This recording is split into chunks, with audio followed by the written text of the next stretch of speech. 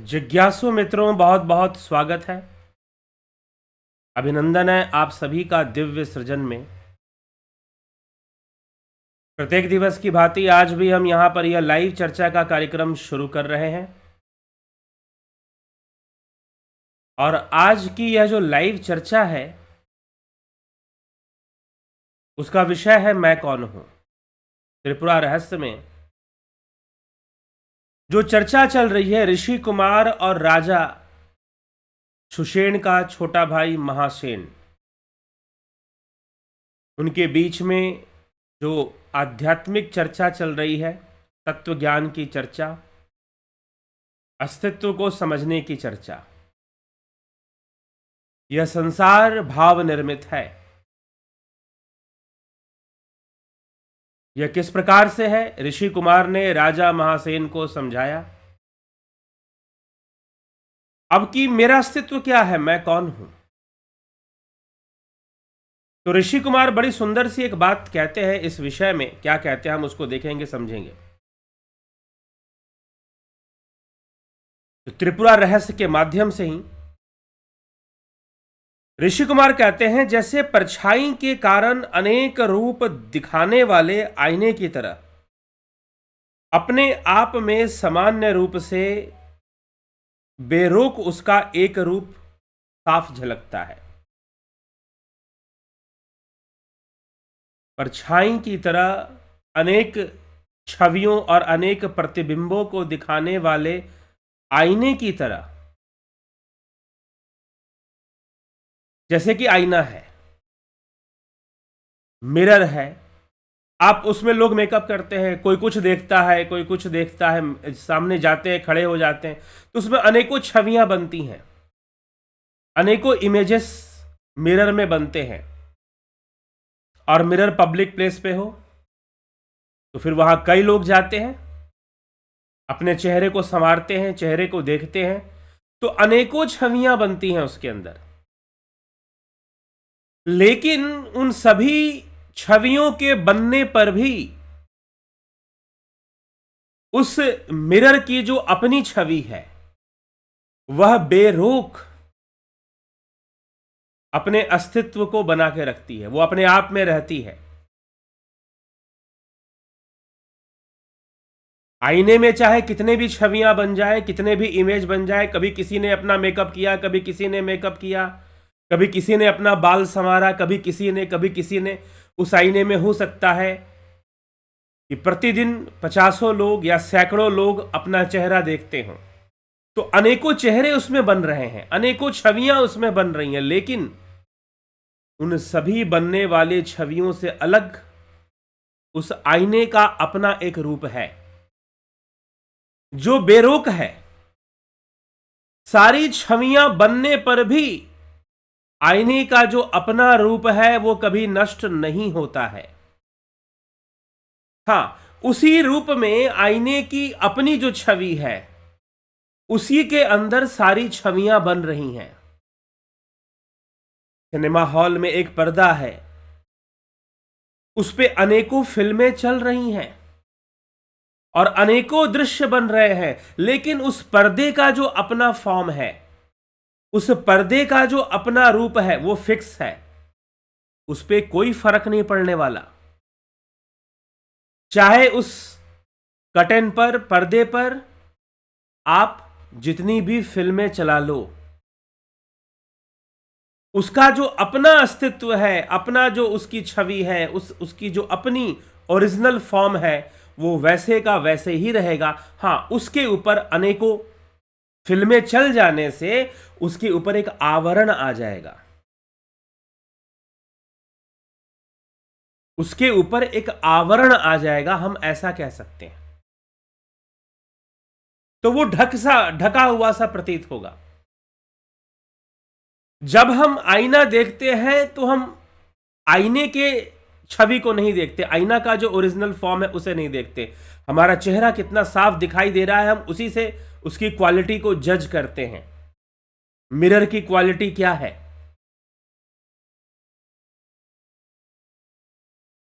लेकिन उस मिरर की अपनी एक इमेज है, अपनी एक उसका स्वरूप है। वह अपने स्वरूप के भीतर अनेकों रूपों को दिखा रहा है। कोई उसके सामने खड़ा हो जाए, उसको अपना चेहरा दिखाई देगा।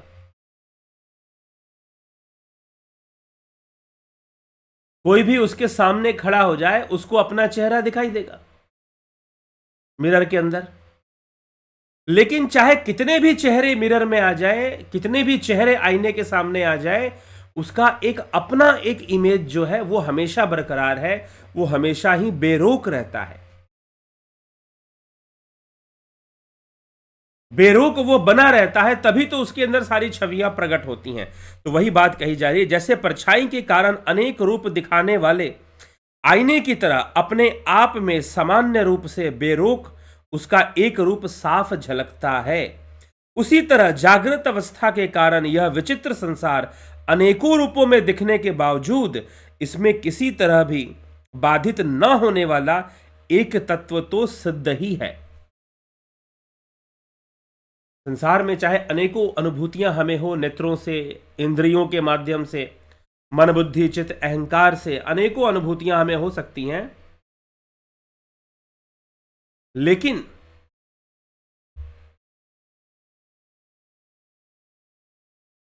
ये सारी अनुभूतियां जिसका आधार लेके प्रकट होती हैं, वह तो स्वरूप है, वह तो आत्मा है, वह मूल तत्व है, वो बेरोक है, वो हमेशा बना रहेगा। वही बात कही जा रही है कि अनेकों रूपों के दिखने के बावजूद इसमें किसी तरह भी बाधित न होने वाला एक तत्व तो सिद्ध है ही, क्योंकि इसकी विभिन्न अवस्थाओं का एक ही है, एक ही के द्वारा स्मरण होता है। वो एक ही पुरुष तत्व है, एक ही आत्मा है, जिसमें सारा खेल चल रहा है, जिसके भीतर सारा खेल चल रहा है, जिसके भीतर सारा खेल चल रहा है। राजन, तुम अपने आप में ही अपने मनोराज्य की स्थिति पर विचार करो। ऋषि कुमार कहते हैं कि हे राजन, तुम अपने आप में ही अपने मन के बारे में विचार करो। वह अनेक रूप में होने पर भी चैतन्य मात्र एक ही तो है। जो चेतना है मन की, वो एक है, भले ही मन अनेकों रूप धारण करे। यह चित्ती सृष्टि हो या विनष्टि, हालत में निर्विकल्पा ही रहती है। वास्तव में जो आईना है, चाहे उसमें कितने भी चेहरे प्रकट हो जाए, वो सभी चेहरों से मुक्त है। अब आईने में कितने भी लोग अपना चेहरा देखें, आईना उनका रूप धारण नहीं करेगा। चाहे कितने भी चेहरे देखे जाए, आप किसी मिरर में कितना भी चेहरा देखो, घर के सारे लोग अपना मेकअप करते हो उस मिरर में, लेकिन मिरर आपका रूप धारण नहीं करने वाला, वो अपने रूप में ही रहेगा। चाहे कितने भी चेहरे देख लो, पर्दे के ऊपर चाहे कितना भी सिनेमा, कितनी भी फिल्में चल जाए, पर्दा अपनी स्थिति में रहेगा, चाहे कितनी भी फिल्में चला दो। उसी प्रकार से इस संसार की कितनी भी भावनाएं प्रकट हो जाएं, कितने भी रूप प्रकट हो जाएं, जो आत्मा है वो शुद्ध ही रहता है, वह भावग्रस्त नहीं होता। उसी का आधार लेकर संपूर्ण भावनाएं प्रकट हो रही हैं। जैसे पर्दे का आधार लेकर पूरी फिल्म चल रही है, आईने का आधार लेकर आप मेकअप कर रहे हैं, अपना चेहरा देख रहे हैं शीशा में जाकर, मिरर में, आईने में जाकर। तो आईने का आधार लेकर आप अपना मेकअप कर रहे हैं, अपने शीशे में आप अपना चेहरा देख रहे हैं। चाहे कितने भी चेहरे देख लो, आईना अपनी जगह पे बना रहेगा। वो पकड़ के नहीं बैठ जाएगा कि भाई ये वाला चेहरा पसंद है तो मैं इसको पकड़ लेता हूं, नहीं, वो छवि जाएगी आएगी। वैसे संसार में अनेकों छवियां इस चित्त में बन रही हैं, लेकिन चित्त का जो वास्तविक स्वरूप है वह चैतन्य है, वह आत्मा है, वह पुरुष तत्व है।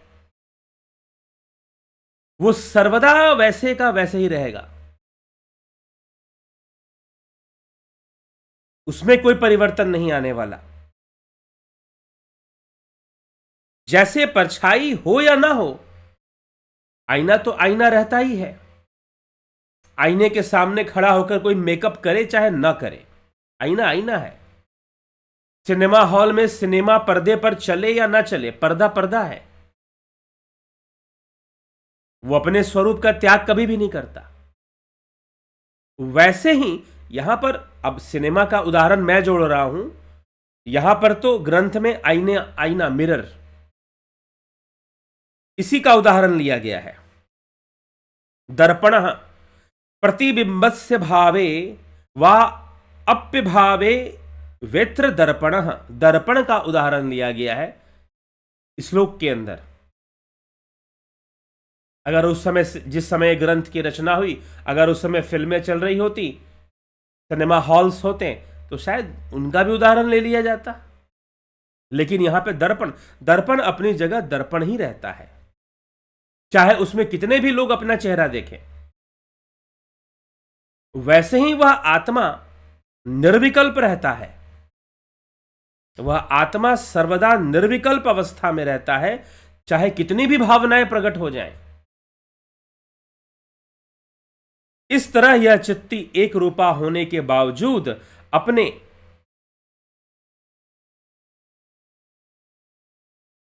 अनेकपन की वजह से आईने में आकाश की तरह अपने भीतर रूप को ही बार बार झलकाती रहती है। ये बस अनेकों रूपों को झलकाती है, जैसे आईने में रूप झलकता है। आईने में रिफ्लेक्शंस होती है ना, झलकना, रिफ्लेक्शंस। आईने में रूप झलकता है तो झलकाती रहती हैं। संसार की यह पहली उत्पत्ति ही अविद्या और तमस कही जाती है। उस पूर्ण तत्व का एक छोटे हिस्से की तरह बोध होना ही बाहरी बोध समझा जाता है। उस पूर्ण तत्व का एक छोटे हिस्से का बोध होना ही बाहरी बोध की तरह समझा जाता है।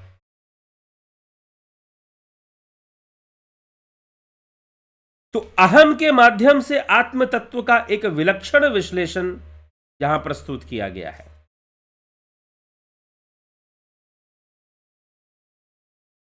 अज्ञान का केंद्र तो अहंकारी है। पुरुष और प्रकृति की एक रूपता में अस्मिता का भाव होना ही अहंकार है। पुरुष और प्रकृति को एक ही समझ लेना, आत्मा और भावना को एक समझ लेना, आईना और आईने में प्रकट होने वाली छवियों को एक ही मान लेना कि आईना भी वही है और छवि भी वही है, तो इसे हम अविद्या कहेंगे। यही अविद्या है। तो मन में उत्पन्न होने वाली भावनाओं को, मन में उत्पन्न होने वाली वृत्तियों को हम अपना मान लेते हैं, हम अपना स्वरूप मान लेते हैं। यही महर्षि पतंजलि ने पतंजलि योग सूत्र के प्रारंभ में समझाया है। योग क्या है? योगस्य चित्त वृत्ति निरोधः तदद्रष्टु स्वरूपे अवस्था नाम, कि जब चित्त वृत्तियों का निरोध हो जाएगा तो स्वरूप का साक्षात्कार होगा, आत्मा का साक्षात्कार हो जाएगा, स्वरूप की उपलब्धि हो जाएगी जो वृत्तियों से परे है। और अगर ऐसा नहीं हुआ तो फिर क्या होगा? वृत्ति सारूप्यम इतरत्र, अर्थात कि जो वृत्तियां हैं वही हमारे स्वरूप का रूप धारण कर लेंगी। जो वृत्तियां हैं वही हमारे स्वरूप का रूप धारण कर लेंगी।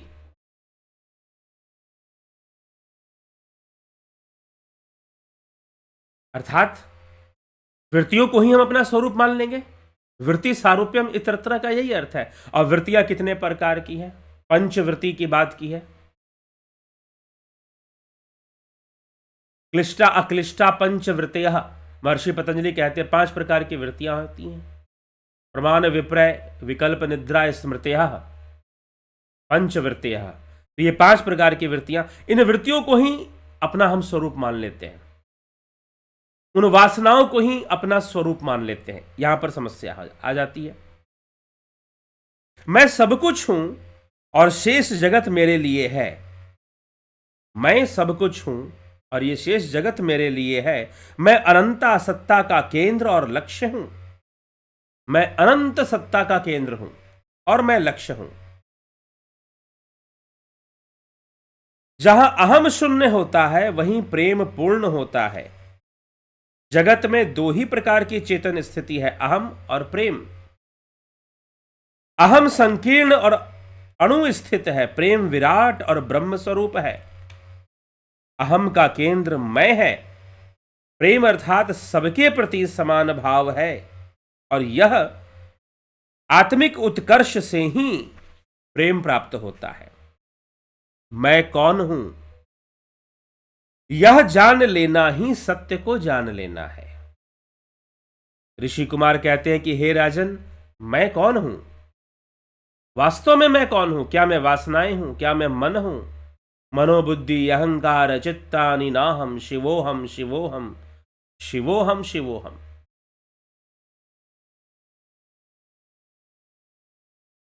ठीक, ना तो मैं मन हूं, ना मैं बुद्धि हूं, ना मैं चित्त हूं, ना मैं अहंकार हूं। मैं तो आत्मस्वरूप हूं। शिवोहम, मैं ही शिव हूं, मैं ही ब्रह्म हूं। ब्रह्मोहम, नारायणोहम। आदि गुरु शंकराचार्य ने नारायणोहम शब्द का भी प्रयोग किया है। मैं कौन हूं, यह जान लेना ही सत्य को जान लेना है। इस बोध के साथ ही मनुष्य का दुख विसर्जित हो जाता है। जब वो जान जाता है कि मैं कौन हूं, मैं ये छवियां नहीं हूं, आईने में बनने वाली छवि मैं नहीं हूं, मैं तो स्वयं आईना हूं। पर्दे पे दिखने वाला फिल्म मैं नहीं हूं, मैं तो स्वयं पर्दा हूं। मेरा आधार लेकर ही तो ये सारा प्रपंच चल रहा है, लेकिन मैं ये नहीं हूं, मैं ये प्रपंच नहीं हूं। मैं भावनाएं निर्मित नहीं हूं, मैं भाव निर्मित नहीं हूं, मैं भावातीत हूं। यह संसार भाव निर्मित है, लेकिन मैं भावातीत हूं, मेरा अस्तित्व भावातीत है, क्योंकि मैं चैतन्य हूं। इस बोध के साथ ही मनुष्य का दुख विसर्जित हो जाता है। दुख आत्म अज्ञान के अतिरिक्त और कुछ है ही नहीं। दुख क्या है? आत्म अज्ञानता ही दुख है, और आत्मज्ञान ही सुख है। त्रिपुरा रहस्य में यहां ऋषि कुमार राजा को समझाते हुए कहते हैं कि हे राजन, आत्मज्ञान ही सुख है और आत्म अज्ञान ही दुख है। मैं स्वयं को जानते ही आनंद का अधिकारी हो जाता हूं। वह जो सबके भीतर है वही पराशक्ति है, वही ईश्वर है, उसी की अनुभूति आनंद है। मैं यह हूं, इसमें मैं चित्ती का रूप हूं। वह महाशून्य जड़ तत्व है। जब मैं की प्रधानता होती है तब सदा शिव, और जब यह की प्रधानता होती है तब ईश्वरीय तत्व, जड़ तत्व। मैं और यह में तत्व की दृष्टि से अभेद संबंध है और उल्लेख की दृष्टि से भेद है। इस तरह इसका बोध भेदाभेद रूप में होता है। यह और मैं, तो मैं ईश्वर स्वरूप ही हूं, मैं उससे भिन्न नहीं हूं। इसलिए कहा गया उसकी अनुभूति ही आनंद है। वही मैं हूं और वही ईश्वर है। तो ही मोही, मोही तो ही अंतर कैसा। लेकिन अध्यास के कारण, अध्यास मतलब possession, possessed, possessed by imaginations, माया। ये जो पोजेशन है,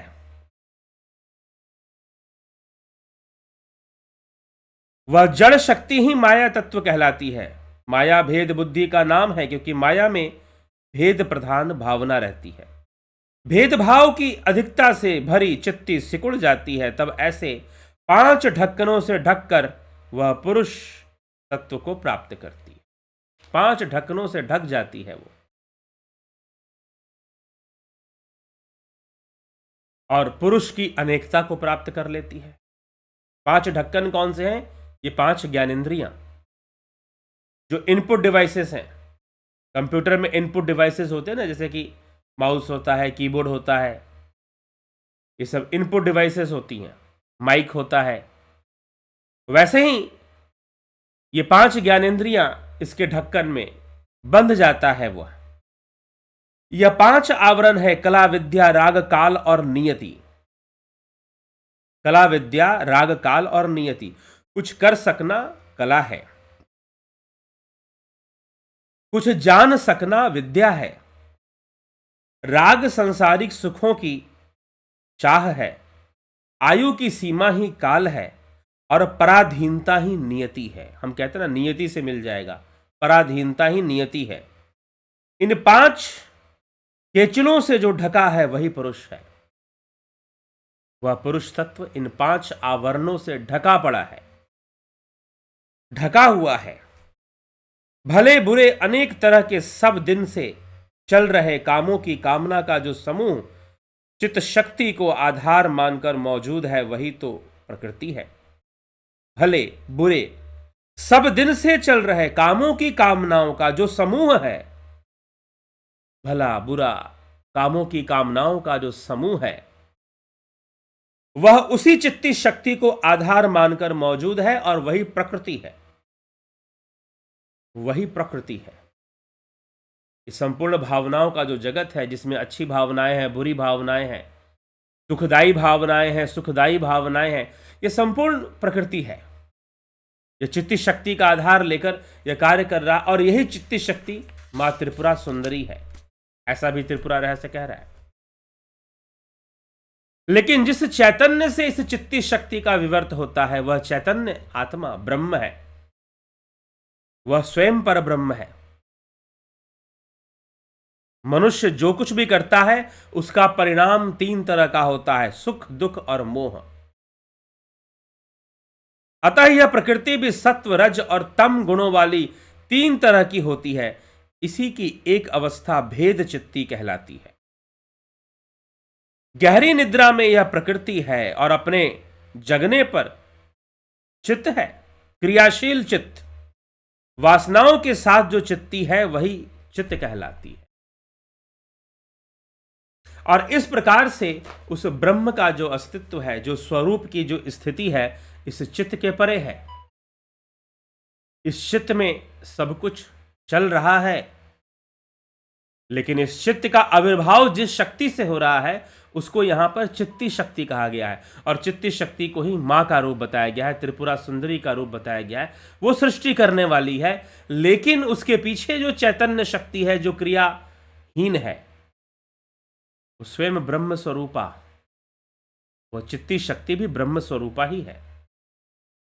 इसीलिए तुम स्वयं को जानो, क्योंकि स्वयं को जानना ही सत्य का ज्ञान है। यह संपूर्ण प्रपंच जो कि भावना मात्र है, यह संपूर्ण संसार जो कि भाव निर्मित है, इस भाव से परे तुम्हारा अस्तित्व है। यह भाव तो वैसे ही है जैसे आईने में अनेकों छवियां बनती हैं, लेकिन आईने का जो पटल है वो चित्ती शक्ति है, जहां पर छवि प्रकट हो रही है। वही जगन माता है जो अनेकों छवियों को प्रकट करने का आधार प्रदान कर रही है, लेकिन उस आधार के पीछे जो शक्ति है वो तो स्वयं तत्व है, वो स्वयं स्वरूप है। तो भावों से परे जाकर योग मार्ग से साधना करते हुए, ध्यान योग से, ध्यान योग का उद्देश्य है कि आप भाव के परे चले जाएं, तो आप स्वयं को जानेंगे, आप मैं को जानेंगे। मैं कौन हूं, इस प्रश्न का उत्तर मिलेगा। मैं तो चैतन्य हूं, शुद्ध चैतन्य, भावातीत शुद्ध चैतन्य ही मैं ही हूं। मैं तो शुद्ध चैतन्य हूं। आप इस बात को समझ पाएंगे, जान पाएंगे, और जब जान पाएंगे तो निश्चय ही आप परमानंद को प्राप्त कर पाएंगे, सत्य का ज्ञान आपको हो पाएगा। और इसी के लिए चित्तवृत्ति का निरोध हो। ध्यान योग हमें ऐसे शून्य की अवस्था में ले जाता है, ध्यान योग हमें स्वरूप की अवस्था में ले जाता है, स्वरूप की प्राप्ति करवाता है। तो यह ध्यान योग का कोर्स 20 जनवरी से आगे शुरू होगा, 2024 से। ठीक है,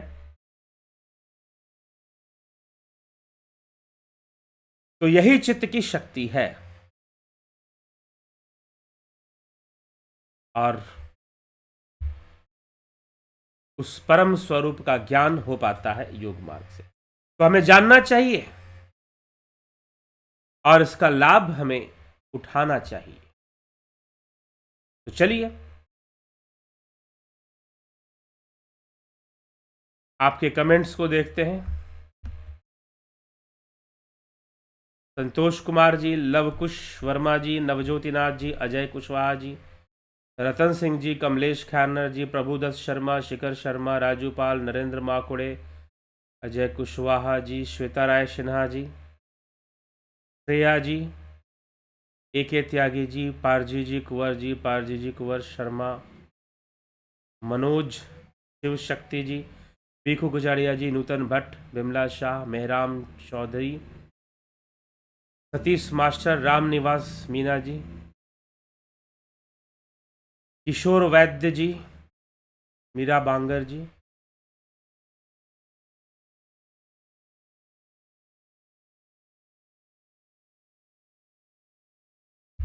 ठीक है। गुरुजी, मेरा एक शंका है कि पंचकोश हैं, विज्ञानमय कोश आनंदमय कोश के बाद आता है, तो ज्ञान के बाद विज्ञान कैसे? आपने कहां पर पढ़ लिया कि विज्ञानमय कोश आनंदमय कोश के बाद आता है? ऐसा तो कहीं नहीं लिखा हुआ। पहले अन्नमय कोश, प्राणमय कोश, मनोमय कोश, विज्ञानमय कोश, अंत में है आनंदमय कोश। ये आपको किसने बता दिया कि विज्ञानमय कोश आनंदमय कोश के बाद आता है? नहीं, सबसे अंत में आनंदमय कोश है, और आनंदमय कोश का कोई कोश नहीं। आनंदमय कोश की आत्मा आनंदमय कोश ही है। नथु सिंह जी, गंभीर शाह जी, दयानंद जी, विष्णु चंद्र मौर्य जी कहते हैं, अर्जुना तया नाव ज्ञान येर प्रपंच, हे विज्ञान कहते सत्य बुद्धि ते अज्ञान ही जान। कहाँ आपने पढ़ा, किस ढंग से पढ़ा? चलिए, योगेश खैरनर जी, विक्रम संघ जी, कृष्ण योगेश्वर, हरिओम तत्सत, मीरा बांगर जी। तो आप सभी का बहुत बहुत अभिनंदन है इस कार्यक्रम में। सभी लाभान्वित हो इस कार्यक्रम से, और समझिए साथ में अग्निमय बुद्ध या ग्रंथ आप प्राप्त करना चाहते हैं तो इसे आप ऑर्डर करके मंगवा सकते हैं, इसकी बुकिंग कर सकते हैं। आप इस नंबर पे संपर्क करेंगे और संपर्क करके आप प्राप्त करेंगे, ठीक है। तो कई लोगों ने इसे प्राप्त कर लिया, इसकी बुकिंग करवा दी है। जनवरी के पहले सप्ताह में,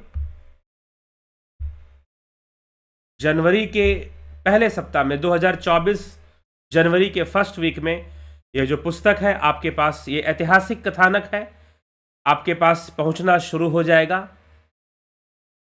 एक बहुत ही बड़ी क्रांतिकारी घटना से संबंधित यह ग्रंथ है, तो आपके पास पहुंचना शुरू हो जाएगा जनवरी महीने के 2024 जनवरी महीने के प्रथम सप्ताह में आपके पास पहुंचना शुरू हो जाएगा। जिन लोगों ने इसकी बुकिंग ले ली है उन लोगों के पास पहले पहुंचना शुरू हो जाएगा, ठीक है। और जिन्होंने नहीं ली है, लेना चाहते हैं, संपर्क करें। 350 रुपये पे कीजिए। आप जो है 9661802459 ये जो व्हाट्सअप नंबर दिया गया है, इस पर नंबर देकर आप संपर्क करेंगे। कुछ लोग गूगल पे नंबर मांगते हैं तो वो भी मैं आपको दे देता हूं। उस पर आप 350 रुपये पे कर आप जो है